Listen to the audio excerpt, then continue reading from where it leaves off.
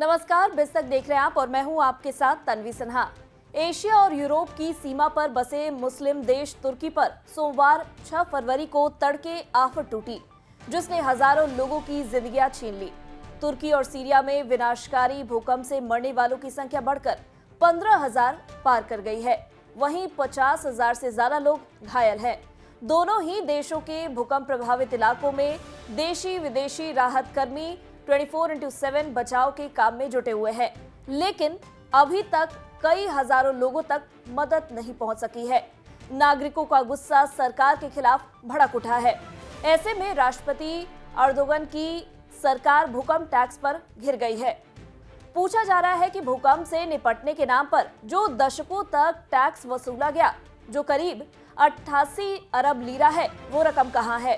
अब आप सोच रहे होंगे कि ये भूकंप टैक्स क्या है, तो आपको बता दें, साल 1999 में तुर्की में एक भीषण भूकंप आया था।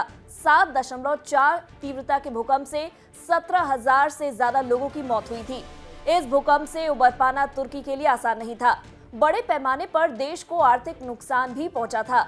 ऐसे में तत्कालीन सरकार ने भूकंप जैसी प्राकृतिक आपदा से निपटने और राहत कार्यों को अंजाम देने के लिए लोगों से भूकंप टैक्स वसूलना शुरू किया था।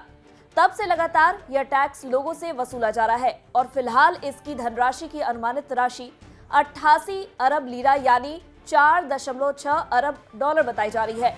वहां की भाषा में इस टैक्स को बाध्यकारी लेवी कहा जाता है। आम बोलचाल की भाषा में भूकंप टैक्स और आधिकारिक तौर पर स्पेशल कम्युनिकेशंस टैक्स कहा जाता है। लेकिन सरकार ने आज तक कभी यह सार्वजनिक नहीं किया है कि इस धनराशि का इस्तेमाल किस तरह किया गया। जानकारी के अनुसार इस टैक्स के जरिए जुटाए गए पैसे किसी विशेष फंड में जमा नहीं किए जाते हैं, बल्कि रेगुलर राजस्व में डाल दिए जाते हैं। बीबीसी की एक रिपोर्ट के मुताबिक तुर्की की ओर से लगाए जाने वाले ये भूकंप टैक्स आपदा के रोकथाम और उन इलाकों के विकास पर खर्च किया जाना था। वहां की इमारतों के मरम्मत और भूकंप रोधी मकानों को बनाने में खर्च होना था। लेकिन विपक्ष और लोगों के आरोप के मुताबिक टैक्स को इस काम के लिए इस्तेमाल नहीं किया गया। बता दें कि बीते 20 सालों से तुर्की की सत्ता संभाल रहे अर्दोगन 2014 से देश के राष्ट्रपति है, जबकि 2014 से पहले वह प्रधानमंत्री पद पर थे।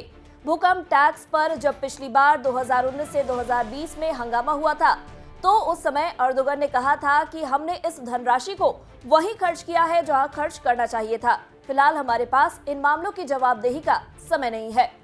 वहीं इस बार भूकंप से आई भारी तबाही के कारण तुर्की सरकार ने सर्वाधिक प्रभावित 10 प्रांतों में 3 महीने का आपातकाल लगा दिया है। इस तरह से ये आपातकाल अप्रैल तक रहेगा और मई में देश में राष्ट्रपति चुनाव होने जा रहे हैं। विपक्ष इसे भी अर्दोगन सरकार का सियासी हथकंडा बता रहा है। आप जरूर सोच रहे होंगे कि क्या भारत में भी ऐसा कोई टैक्स है, तो आपकी जानकारी के लिए बता दें, भारत सरकार ऐसा कोई टैक्स नहीं वसूलती है। दरअसल भूकंप टैक्स ज्यादातर उन देशों में लगाया जाता है जहां भूकंप अधिक आते हैं। भारत में किसी भी राज्य की ओर से भूकंप टैक्स नहीं वसूला जाता है, लेकिन तुर्की में भूकंप बार बार आते हैं, इसलिए वहां की सरकार इसे चार्ज करती है। एक मीडिया रिपोर्ट के मुताबिक गुजरात के भुज में जब 2001 में भूकंप आया था, तब वहां की तत्कालीन मोदी सरकार द्वारा 2% का सेस वसूलने की बात कही गई थी। उसके बाद भारत में भी कई भूकंप आए, लेकिन किसी भी सरकार की तरफ से ऐसा कोई टैक्स नहीं लिया गया। अगर आपको हमारे इस वीडियो में दी गई जानकारी पसंद आई हो तो इसे लाइक और शेयर जरूर करें। साथ ही बिजली जगत की खबरों से अपडेटेड रहने के लिए बने रहे हमारे साथ और देखते रहे बिज तक।